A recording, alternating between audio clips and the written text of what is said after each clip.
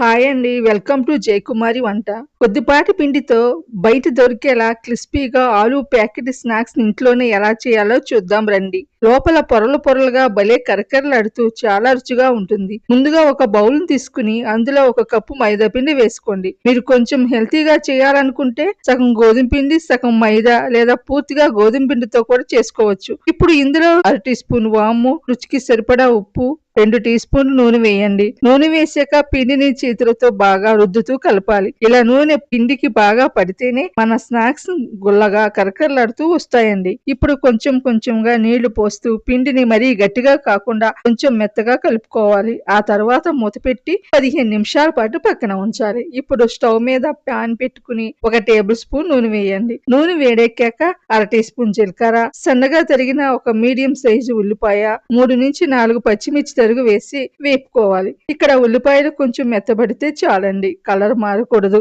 ఇప్పుడు ఇందులో 2 ఉడికించిన బంగాళదుంపలు వేసి మెత్తగా చేసుకుని 2 నిమిషాల పాటు బాగా ఫ్రై చేయండి. ఆ తర్వాత అర టీ స్పూన్ ఉప్పు, అర టీ స్పూన్ ధనియాల పొడి, అర టీ స్పూన్ వేయించిన జీలకర్ర పొడి వేసి బాగా కలుపుకోవాలి. చివరిగా పావు టీ స్పూన్ పసుపు, అర టీ స్పూన్ కారం వేసి మరోసారి కలుపుకుని చివరిగా కొత్తిమీర చల్లి స్టవ్ ఆఫ్ చేసేయండి. మనం చేసిన ఈ ఆలు స్టఫింగ్ పూర్తిగా చల్లారనివ్వాలి. వేడిగా ఉన్నప్పుడే పిండిలో పెడితే పిండి ఎత్తబడిపోయి సరిగా రాదండి.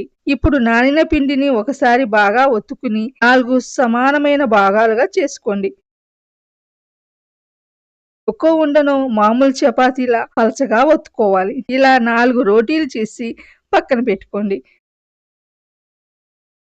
ఇప్పుడు ఒక రోటీని తీసుకుని దాని మీద ఒక స్పూన్ నూనె రాసి దాని మీద ఇంకో రోటీని పెట్టి కలిపి ఒక పెద్ద పల్చటి రోటీలా ఒత్తుకోవాలి.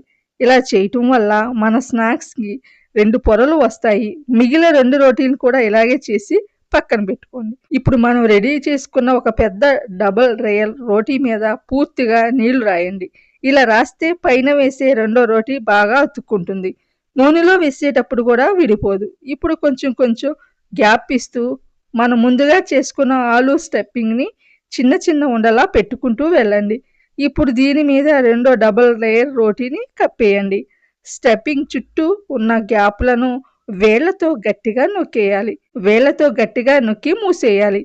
ఆ తర్వాత మీ దగ్గర ఉన్న ఏదైనా రౌండ్ గ్లాస్‌తో ఇట్లను రౌండ్‌గా కట్ చేసుకోండి. మిగిలిన పిండిని తీసేయండి. కడాయిలో నూనె వేడి చేయండి. ఇక్కడ ఒక చిన్న జాగ్రత్త అండి. గ్యాస్ ఖచ్చితంగా మీడియం ఫ్లేమ్‌లోనే ఉండాలి. ఇప్పుడు కట్ చేసి పెట్టుకున్న ఆలు ప్యాకెట్లను నూనెలో వేయండి. వేయగానే భలే బెలూన్‌లా ఉబ్బుతాయండి. మీరు జాగ్రత్తగా రెండో వైపుకు తిప్పుకోవాలి. మీడియం ఫ్లేమ్ మీదే 2 వైపులా మంచి గోల్డెన్ కలర్ వచ్చేంత వరకు వేయించుకోవాలి. క్రిస్పీగా అయ్యే వరకు వేయించుకుని బయటకు తీసేయండి. అంతేనండి. ఎంతో రుచిగా పొరలు పొరలుగా ఉండే క్రిస్పీ ఆలు స్నాక్స్ రెడీ. వర్షం పడుతూ ఉన్నప్పుడు ఇలా చేసి పెట్టారంటే ప్లేట్లు ఖాళీ అవ్వాల్సిందే. మీరు కూడా ఇంట్లో ఖచ్చితంగా ట్రై చేయండి. మీకు ఎలా కుదిరిందో కామెంట్స్‌లో చెప్పండి. వీడియో నచ్చితే ఒక లైక్ చేసి మా ఛానల్‌ని సబ్స్క్రైబ్ చేసుకోవడం మర్చిపోకండి.